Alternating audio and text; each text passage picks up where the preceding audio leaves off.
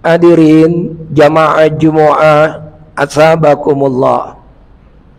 Jumat ini merupakan Jumat pertama di bulan Rajab, salah satu bulan yang dimuliakan oleh Allah. Tersebut dalam Al-Quran surat At-Taubah ayat 36. Allah menyatakan inna iddatash syuhuri indallahi 12 syahran fi kitabillah yauma khalaqas samawati wal arda minha arba'atun hurum.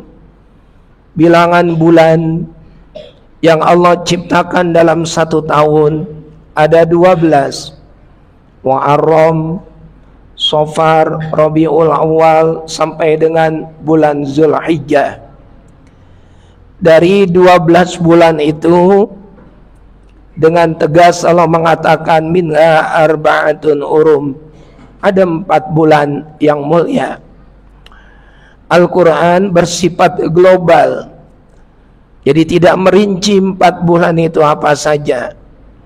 Baru kemudian diterangkan dalam hadis yang sahih, Nabi kita mengatakan az-zamanu qad istadaraka hayatihi. Perputaran waktu, perputaran zaman dalam satu tahun ada 12 bulan. Dari 12 bulan itu ada 4 bulan yang dimuliakan oleh Allah. 4 bulan itu pun diperinci oleh Rasulullah. Yang pertama Rajab, yang kedua Zulqa'dah, yang ketiga Zulhijjah, dan yang keempat bulan Muharram. Bulan Rajab menjadi bagian bulan yang dimuliakan Allah. Banyak kitab-kitab salaf, di antaranya Lataiful Ma'arif fi ma limawasimil am minal wadhaif, karya Al-Imam Ibnu Rajab Al-Hambali, menerangkan tentang keistimewaan bulan Rajab. Dan banyak lagi kitab-kitab yang lainnya.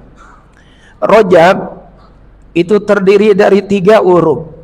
Yang pertama Ra, yang kedua Jim, yang ketiga Ba. Ra itu berarti rahmatullah, rahmatnya Allah. Jim itu memiliki arti jirmul abdi, ya diri kita hamba Allah. Dan Ba itu birrullah, anugerah Allah. Posisi kita sebagai hamba Allah ada di tengah-tengah, diapit oleh rahmatnya Allah dan juga anugerah dari Allah subhanahu wa ta'ala. Subhanallah. Lalu kalau memang kita yakini bahwa Rajab itu merupakan salah satu bulan yang mulia, apa amalan yang dianjurkan untuk dilakukan pada bulan Rajab? Banyak ulama menerangkan tentang hal itu. Yang pertama, kasratul istighfar wa taqiqut taubatin nusuh. Memperbanyak istighfar dan bertaubatlah dengan taubatan nasuha. Istighfar yang paling direkomendasikan dalam hadis Nabi riwayat Imam Ahmad adalah sayyidul istighfar. Allahumma anta rabbi la ilaha illa anta khalaqtani wa ana abduka wa ana ala ahdika wa wa'dika mastata'tu a'udzu bika min syarri ma sana'tu abu'u laka bi ni'matika alayya wa abu'u bi dzambi faghfirli fa innahu la yaghfiru dzunuba illa anta. Kalau kita hafal. Kalau tidak hafal, silakan pilih redaksi istighfar apa saja yang kita hafal. Yang jelas, perbanyak istighfar dan bertaubat dengan taubatan nasuha. Yang kedua, al-hirsu ala sofil awwali fil jamaah, punya semangat yang tinggi untuk melakukan sholat secara berjamaah. Yang lebih utama lagi, berusahalah untuk berada pada saf-saf yang terdepan. Orang yang berada pada saf yang paling depan didoakan oleh malaikat 3 kali agar dosa-dosanya diampuni. Sementara saf di belakangnya dan seterusnya didoakan oleh malaikat 1 kali agar dosa-dosanya diampuni. Nabi kita Muhammad di dalam kitab Wasiyatul Mustafa li Aliyin karramallahu wajhah pada halaman yang ke-15 karya As-Sayyid Abdul Wahab Asy-Sya'rani. Nabi Muhammad berkata kepada menantu beliau, Sayyidina Ali karramallahu wajhah, ya Ali, lis-sa'idi salasu alamatin. Ali, orang beruntung itu tandanya ada 3. Apa saja ya Rasulullah? Nabi pun memberikan penjelasan. Yang pertama, kutun halalun, makanannya harus halal. Makanan halal walaupun tidak mewah, walaupun tidak mahal, walaupun tidak berkelas, asalkan halal, membawa keberuntungan. Yang kedua, wa mujalasatul ulama, duduk di majelis ilmu, bareng dengan ulama, bareng dengan kiai, bareng dengan ustadz, mengkaji dan memperdalam kitabnya Allah dan juga hadis Rasulullah, membawa keberuntungan. Yang ketiga, wassalawatul khamsu ma'al imami, mengerjakan sholat 5 waktu selalu berjamaah beserta dengan imam. Di dalam kitab Al-Minahus Saniyah diceritakan bahwa ada seorang ulama sufi yang bernama Ubaidillah ibn Umar Al-Qawariri. Beliau sepanjang usianya tidak pernah meninggalkan sholat jamaah.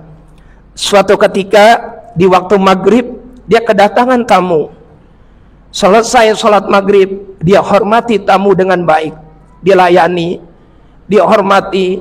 Tidak terasa waktu isya pun masuk, dan tidak terasa selesai sudah sholat isya dikerjakan di masjid-masjid. Dia pun tersadar, ya Allah, saya belum sholat isya. Apakah ada masjid yang masih mengerjakan sholat isya berjamaah? Dia pun cari dari kampung ke kampung, ternyata masjid sudah ditutup semuanya. Penyesalan mendalam ada di hatinya. Bersedihlah dia, berdukalah dia. Lalu dia teringat hadis Nabi, sholatul jama'ati afdalu min sholatil fadzi bisab'in wa isyrina darajatan. Sholat berjamaah itu 27 kali lipat dibanding dengan sholat sendirian. Karena dia tertinggal sholat jamaah, dia pun mengerjakan sholat isya 27 kali. Lalu selesai sholat isya yang dikerjakan 27 kali itu, dia kecapean dan tertidur di atas sajadahnya. Di saat dia tertidur itu dia bermimpi, dia mengendarai seekor kuda. Di depannya ada sekelompok orang pun mengendarai kuda. Kudanya bagus, kudanya gagah, kudanya indah. Dipaculah kuda itu secepat-cepatnya. Tapi semakin dipacu itu kuda, semakin dia ketinggalan. Satu orang dari kelompok yang ada di depannya pun menoleh dan berkata, sekuat apapun upayamu mengejar kami, tak akan mungkin kamu bisa mengejar kami. Lalu dia pun bertanya, siapa kalian? Kami adalah kelompok orang yang telah mengerjakan sholat isya berjamaah. Walaupun kau kerjakan sholat isya 27 kali, tetap saja kau tidak akan pernah sebanding dengan kami. Dia pun terjaga, terbangun, kemudian menangis sejadi-jadinya. Itu dialami oleh seorang ulama besar yang bernama Ubaidillah ibn Umar Al-Qawariri. Terdapat dalam kitab Al-Minahus Saniyah. Hadirin jamaah Jumu'ah rahimakumullah. Lalu yang ketiga, ayat tafaqqada nafsahu fil Quran. Di bulan Rajab hendaknya kita punya semangat yang tinggi untuk membaca Al-Quran. Al-Quran itu kitab suci kita. Kalau bukan kita yang memahaminya, kalau bukan kita yang memahaminya, kalau bukan kita yang mempelajarinya, kalau bukan kita yang menghafalkannya, lalu siapa lagi? Tidak ada zikir, tidak ada wiridan seistimewa Al-Quran. Nabi mengatakan, Iqra'ul Qur'ana fa innahu ya'ti yaumal qiyamati syafi'an li ashabi. Bacalah Al-Quran, karena Al-Quran yang kamu baca di hari kiamat akan datang sebagai pemberi syafaat untukmu. Al-Imam Al-Ghazali di dalam kitab Ihya Ulumuddin jilid yang pertama, beliau mengatakan, afdalus syafa'ah syafa'atul Quran. Syafaat yang paling utama adalah syafaat Al-Quran. Nabi pun mengingatkan kita semua, zayyinu aswatakum bil Quran. hiasilah suaramu dengan Al-Quran. Beliau tidak mengatakan hiasilah Al-Quran dengan suaramu, tidak, tapi hiasilah suaramu dengan Al-Quran. Bukan Al-Quran dengan suaramu, tetapi suaramu dengan Al-Quran. Artinya apa? Semua orang tidak diperlukan untuk memiliki suara yang sangat bagus untuk menghafal, membaca, dan memahami Al-Quran. Apapun bentuk suara kita, asalkan kita membaca Al-Quran, memahaminya dan mengamalkannya, kita sudah termasuk pribadi yang paling dicintai Allah dan Rasulnya. Ingat, yang keluar dari mulut kita itu banyak sampah. Di saat kita berbohong, kita mengeluarkan sampah. Di saat kita menjadi atasan, kita memaki-maki bawahan kita, sampah yang keluar. Di saat kita emosi lalu memaki dan mengardik, sampah pula yang keluar dari mulut kita. Bagaimana cara kita membersihkan sampah yang ada di mulut kita? Nabi yang mengatakan, zayyinu afwahakum bil Quran, bersihkan mulutmu dengan Al-Quran. Dengan membaca Al-Quran, maka mulut kita yang laksana sampah ini akan kembali bersih dan juga dicintai, dimuliakan oleh Allah dan Rasulnya. Yang keempat, al-mu'afadzatu 'alal azkari fis sabah wa fil masa. Di bulan Rajab hendaknya kita berzikir secara konsisten pagi dan petang. Yang paling dianjurkan adalah kita sudah hafal semua, Rabbighfirli warhamni wa tub alayya. Pagi dibaca 70 dan petang dibaca 70. Yang berikutnya, siyamu ma tayassara min ayyami syahri, berpuasa di bulan Rajab. Kalau kita tidak meyakini adanya puasa di bulan Rajab, maka boleh kita ambil puasa Senin Kemisnya, boleh kita puasa ayyamul bidnya, boleh kita puasa ayyam husudnya, dan banyak lagi yang bisa kita amalkan. Tapi kalau kita meyakini adanya puasa di bulan Rajab, puasalah dari tanggal 1 sampai tanggal 10. Kalau tidak mampu, maka ambillah tanggal 1 dan tanggal 10.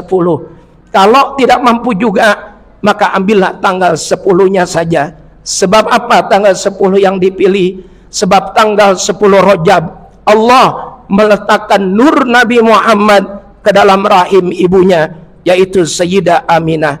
Jadi Sayyidah Aminah mengandung Rasulullah itu dimulai pada tanggal 10 bulan Rajab. Rajab, Sya'ban, Ramadan, Syawal, Zulqa'dah, Zulhijjah, Muharram, Safar, Rabiul Awal. Setelah 9 bulan mengandung, ibunya pun melahirkan. Jadi tanggal 10 bulan Rajab merupakan mulai pertama ibunda Rasulullah mengandung beliau. Alangkah istimewanya kalau pada tanggal tersebut kita berpuasa sebagai wujud penghormatan kepada Rasul dan juga ibunda beliau. Yang terakhir, memperbanyak sedekah. Jangan tunggu Ramadan, dimulai setar dari bulan Rajab, bertaubat, baca Quran, perbanyak sedekah. Nanti di bulan Ramadan kita pun akan semakin bersemangat untuk mengamalkan dan juga menjalankan setiap perintah-perintah agama, membaca Al-Quran, termasuk di dalamnya adalah bersedekah kepada orang-orang yang memerlukan. Oleh karena istimewanya bulan Rajab, juga ulama menganjurkan untuk banyak berdoa. Allahumma barik lana fi Rajab wa Sya'bana wa ballighna Ramadan. Ya Allah, berkahilah kami di bulan Rajab, berkahilah kami di bulan Sya'ban, dan sampaikan usia kami ke bulan Ramadan. Barakallahu li wa lakum fil Qur'anil azim, wa nafa'ani wa iyyakum bima fihi minal ayati wa dzikril hakim, wa taqabbala minni wa minkum tilawatahu innahu huwas samiul alim.